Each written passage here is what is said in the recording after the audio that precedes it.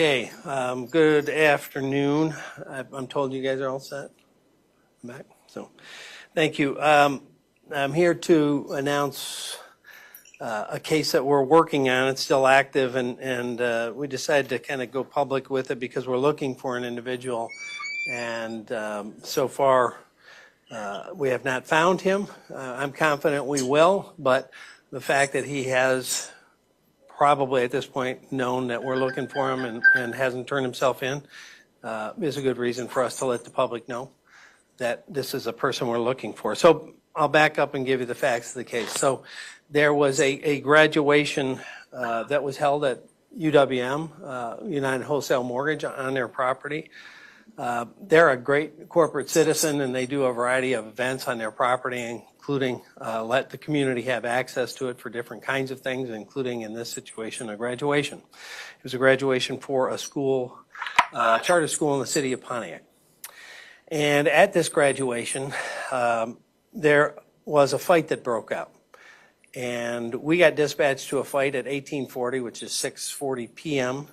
That was on, what date? Thursday? The third, rather. It was on the 3rd at, as I said, about 6:40 p.m. And it was dispatched for a fight.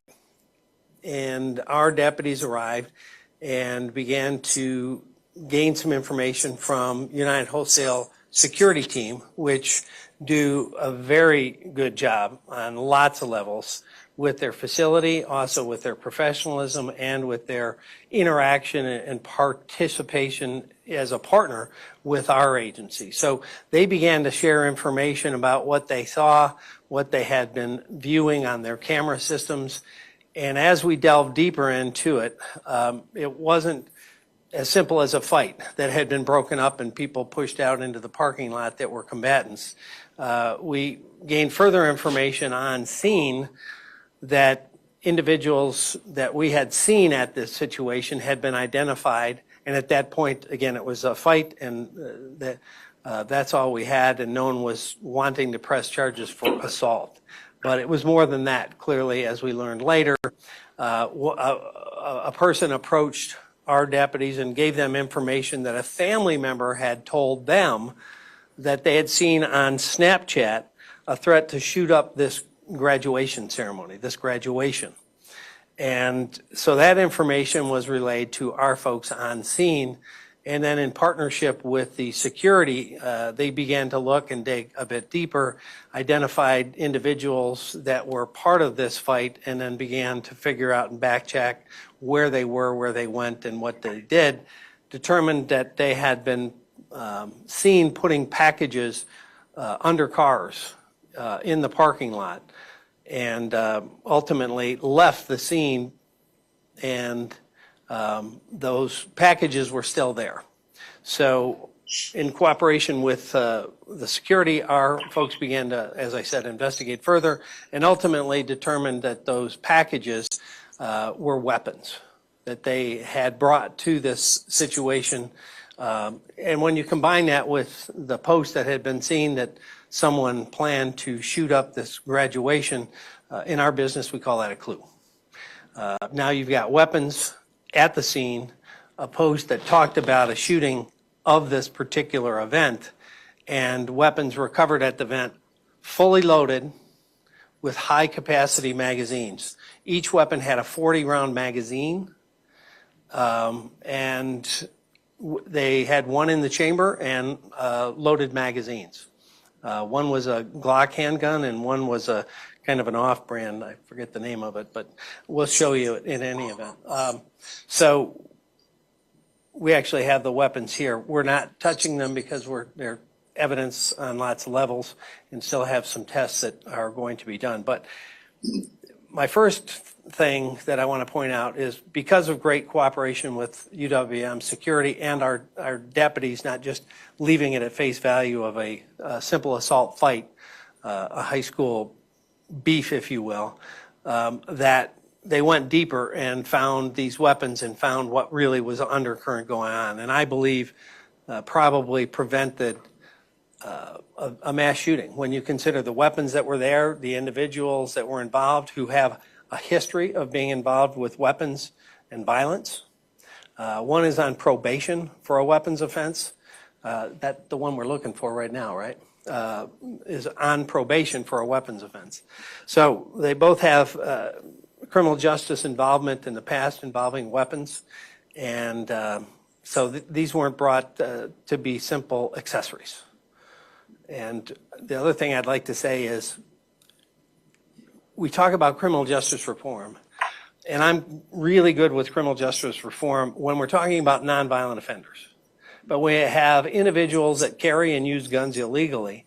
I believe they need to be seriously charged, prosecuted, and held accountable, because a very small number of people do a large number of violent crimes.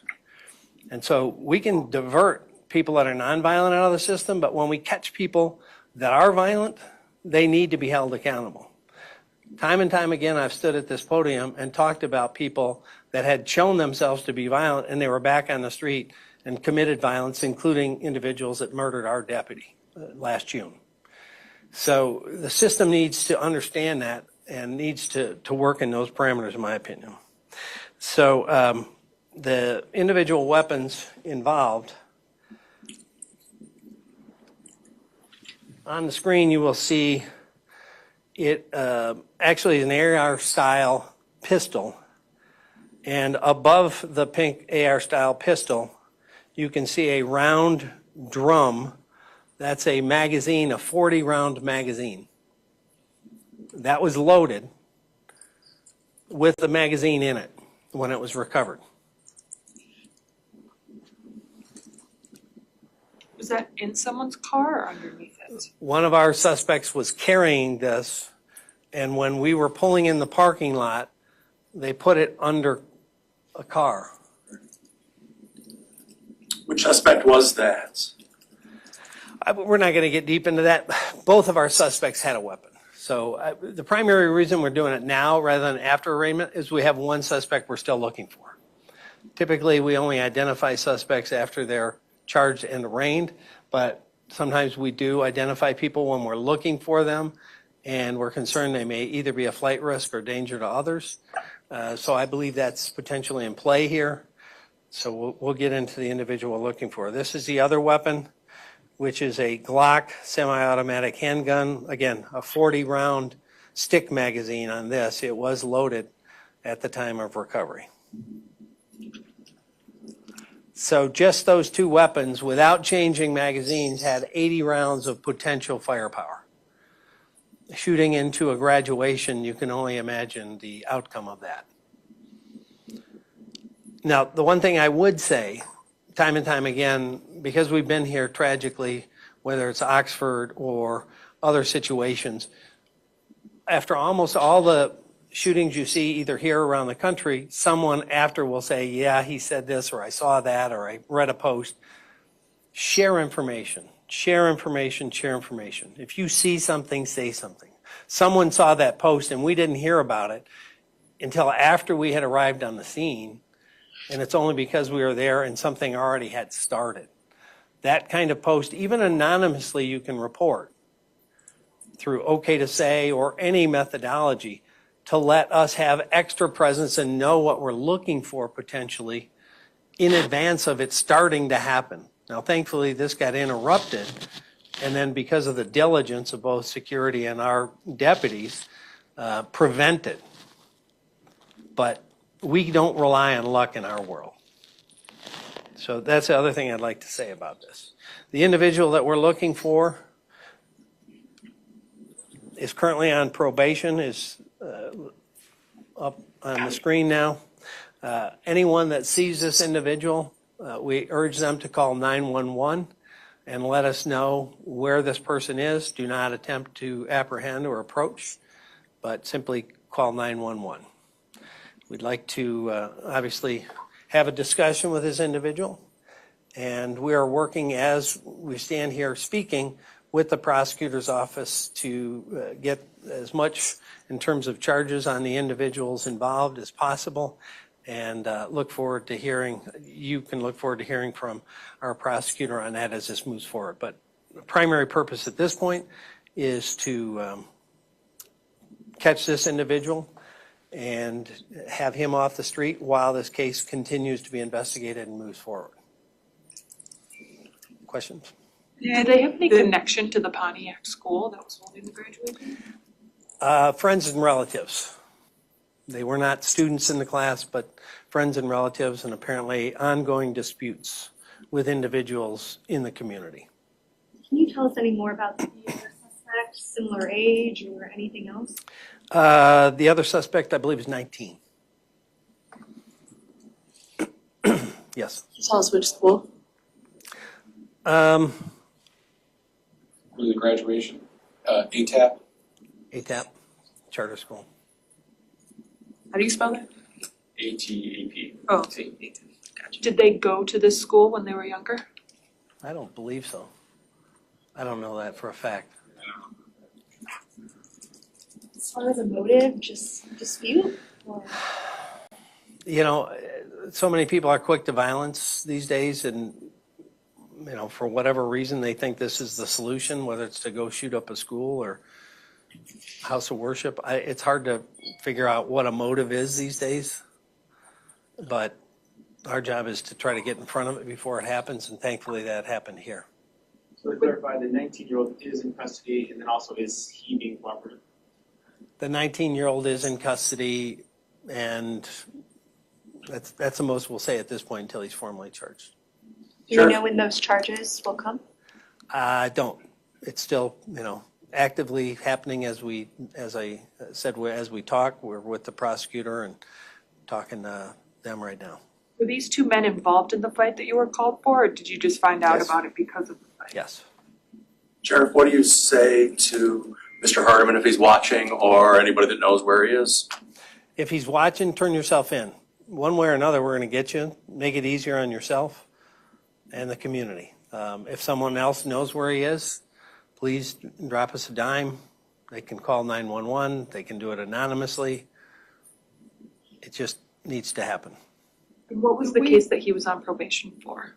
A weapons case. Yep. In Oakland County, or? Yes. Do we know what the Snapchat said by chance?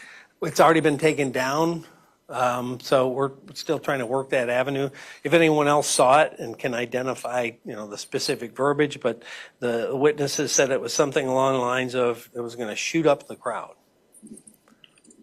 There's been a lot of incidents lately of guns being found like in and around school grounds, the daycare incident.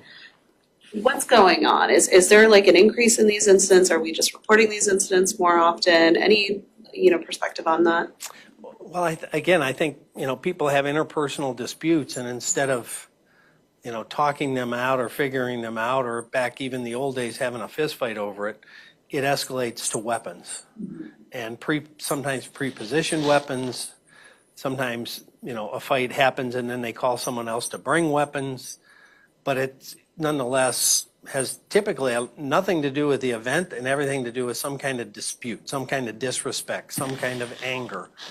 And then they move it to the next level, which involves weapons. You know, we saw that, it's a state fair. Had nothing to do with the state fair last year. Very good, very safe venue, but just outside of it, people that had disputes, you know, they carried it into a violent fashion. And I can't tell you why it's happening more, but people seem to be much quicker to violence and quicker to locate weapons, and sometimes it's not even a handgun. I mean, look at the individual that came to throw Molotov cocktails at people in Colorado. It's just crazy. Are these both Pontiac's residents? Yes. Was the 19-year-old arrested at the graduation, or did you find him after? After. How many guns were confiscated from the scene? The two I showed. Not including those packages or the packages under the cars? That's That's okay. yeah. In that one picture with the backpack, that was the package, and that was what was in it. Were they wrapped in something, or were the guns just under the cars? Well, the one was in this backpack, and the other was just under the car. The other people involved in the disputes, are they cooperating with this investigation at all? No. And that's one of our other frustrations is lots of times when you have interpersonal disputes, you get an escalation of violence and a back and forth. And they're non-cooperative with us because they intend to exact their own measure of whatever they consider justice. And you'll see it, a start and an escalation. And again, a very small number of people are responsible for the backs and forth. And oftentimes innocent people that just happen to be in the area are victims of that violence. And that's why, again, people that are caught carrying and using a gun illegally need to have very serious understanding they're going to go away, in my opinion.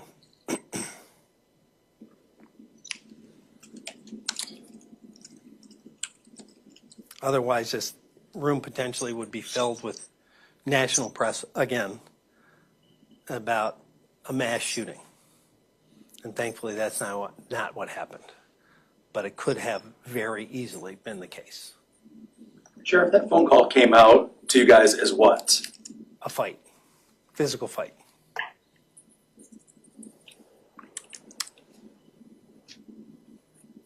What alarms you the most about this? How close it was potentially to being another mass shooting. Wayne County is going to monitor social media to kind of look for these beefs before they start. Is that something you're thinking about doing here? Well, there's different programs you can, but on that point, there's a lot of push on the federal level to restrict access to law enforcement to social media information, even publicly facing information, which I think is a dangerous move. I mean, if the public can see some threat or something concerning, why should we not be allowed to do that? It's called scraping. And, there's the ability to do that, and it has helped us in the past.